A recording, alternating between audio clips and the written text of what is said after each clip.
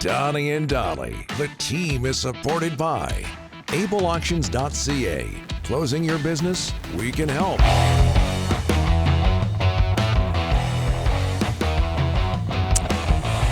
Some big news NHL-wise out of Buffalo. We'll get to that in a bit. All of our guests today, including Elliotte Friedman, brought to you by Basant Motors. Get big holiday savings this month at Basant Motors. Huge deals, gifts with purchases, and even Visa gift cards. Stop by their dealership located at 16315 Fraser Highway in Surrey, or check them out online at Basant Motors, BASANT Motors.com. News out of Buffalo, Rick, before we get to Elliotte. Well, Elliotte broke it. The Sabres have fired their GM, Kevin Adams, and replaced him with Jarmo Kekalainen. Yep. The former Columbus Blue Jackets boss. They haven't been to the playoffs since 2011. And as we talked about last week, Jarmo Kekalainen, late of the Columbus Blue Jackets, only the third GM in Buffalo Sabres history who gets hired having had NHL experience. It goes way back to Scotty Bowman and Punch Imlach. So Buffalo making moves in terms of general managers today. Elliotte Friedman joins us now from Hockey Night in Canada, the 32 Thoughts podcast. Elliotte, thanks for doing this, sir. How are you? Good, guys. How are you doing? Very well. Busy 72 hours or so in Vancouver, but let's talk about, just very quickly, we're going to talk about Quinn Hughes, obviously, but just your thoughts on the move out of Buffalo today. Well, I think it was kind of expected. There was a lot of noise over the past couple of days that this potentially was happening at the end of their road trip. They just went on a 6-game road trip. They lost the first 3. They won the last 3. But there was a lot of noise there that they were going to make a change. And, Kevin Adams is a guy I've known for a long time. I covered him when he played. He was fantastic to deal with. As a GM, he kind of kept me more arm's length, which I understand.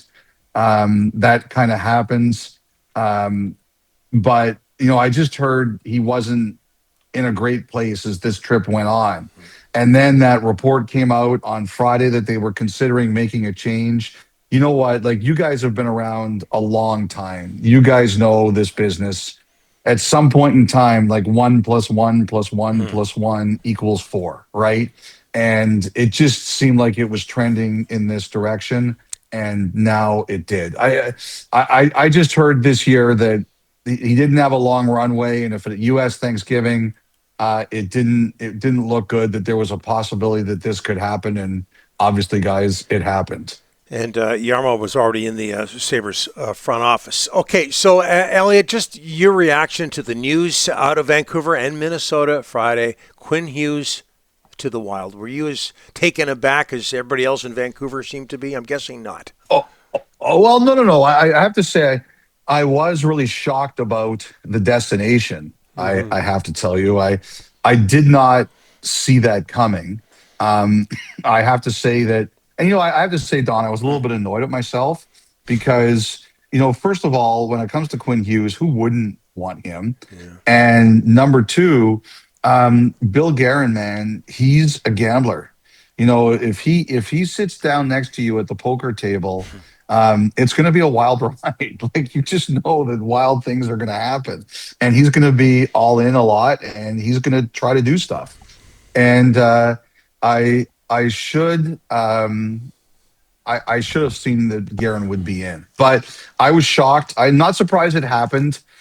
I think that, last week, there were people questioning, Don, was it going to happen? Was it not going to happen?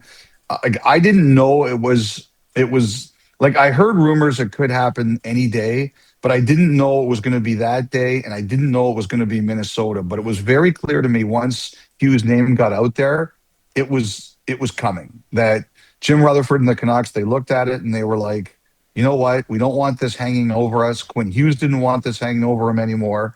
That it was on alert and we should be ready for it. All right, Elliotte, where do they go now? Is it a rebuild, a full rebuild? What do you think is going to happen next in Vancouver? So, Rick, I understand that, and I don't see everything, I don't read everything, but sometimes, your best buddy Dom Stromati is responsible for sending me stuff, and so I know what's going on out there. And he said to me, and I saw Dom's own tweet about the rebuild, right? And all of a sudden, I guess Rutherford and Alvin used the term rebuild Yeah. in the last couple of days, and people were like, "You said a couple of months ago you weren't doing a rebuild." Um, First of all, I think teams get in trouble with that word, and I don't think they should be so scared of it. But I think the thing is that I think they just weren't going to use the word while Hughes was there. Right. The moment they used the word while Hughes was there, that they realized that it was going to be over for him. Yeah. And so now that Hughes has been traded, I think that they're going to use that word a little more freely. Like, I don't know that if this is going to be a full teardown. I suspect no. We'll see where this takes us. But, if you look at Calgary, what I think they've been doing all year is they've been saying, we're not tearing it down. For one thing, they believe they're not going to be able to with Wolf being Wolf. But they're not going to tear it down, but they're going to let this year play out. They're not going to do short-term fixes, and they're going to try to get the best pick they can. I think what's going on with Vancouver is, Rick, I think they're going to do the same thing. I don't think they're going to do any short-term fixes.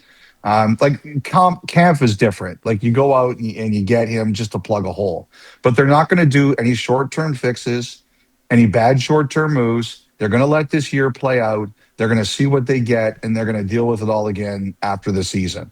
But I think that they weren't going to use the word while Hughes was here, and I don't think it's a coincidence that word pops up now that Hughes has been traded. Okay, what veterans can you see? Like, I mean, some guys got to be thinking, Hughes is gone. We're going to be crappy for a while. Get me out of here. I mean, does anyone scream at you that they might want out? I have to say, Rick, I just started to breathe again after the craziness of the weekend. I'm coming at you. I'm coming at you. I know you do. It's like, but I'm going to start thinking about this. Like, I still think the UFAs are out there. Yeah. I don't know yet right now.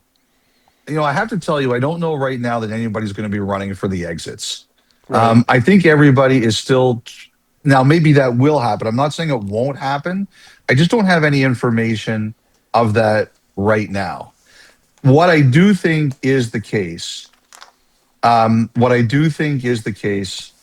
is that they are going to continue to see how the rest of this year goes. Right. And I think the group has played hard.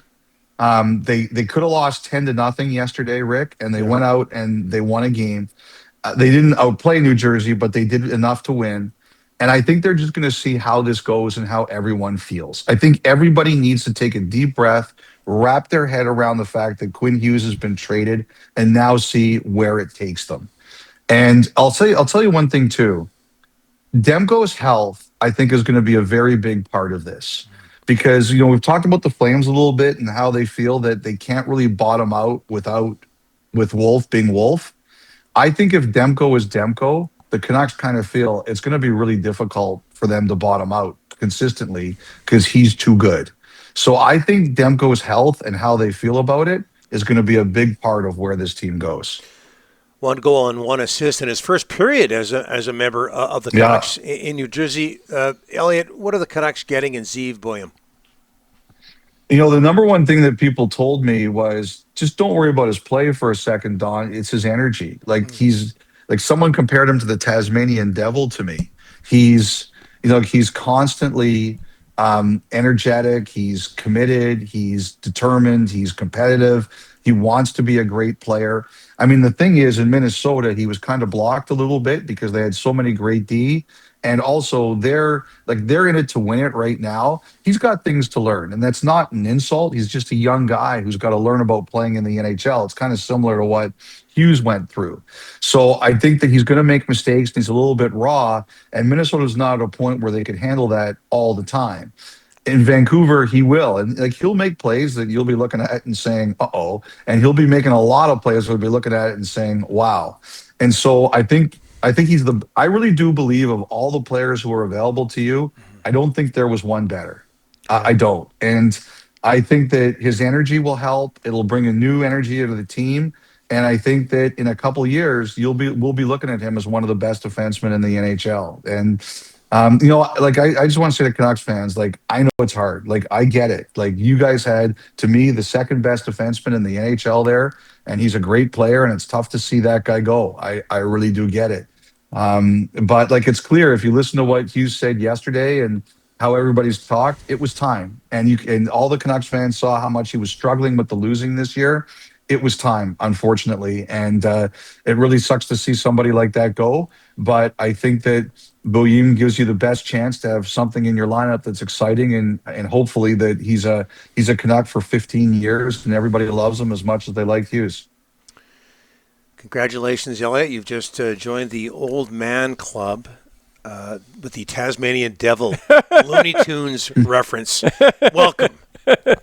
We appreciate it. You know what? I'll tell you this. Hey, Don, I'm 55 years old. Okay. Whether I look it or say it or not, I'm an old man. Oh, you're looking good. I'll trade you any day, buddy. Hey, this has been great. I know how busy you've been. Elliotte, we can't thank you enough, and we'll talk to you in a couple of weeks. Oh. All right, guys. Take care. Yeah, you got something else? Christmas break. Yeah. Right. All right. Well, we'll talk to you. This is our final full week, Elliotte, so we'll talk to you in the new year after this. Yeah.